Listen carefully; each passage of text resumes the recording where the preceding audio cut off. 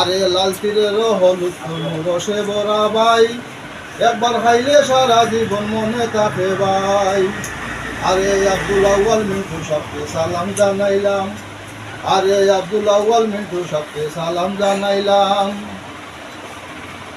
লাল তীরের পুণ্য বেছে লাভবান হইলাম, লাল তীরের হলুদ রসে ভরা ভাই, একবার খাইলে সারা জীবন মনে থাকে ভাই। আরে লাল তীরের তাপস ভাইকে আদাব জানাই, আরে লাল তীরের তাপস ভাইকে আদাব জানাই। লাল তীরের পুণ্য বেশে লাভবান হইলাম বাইরে লাভবান হইলাম।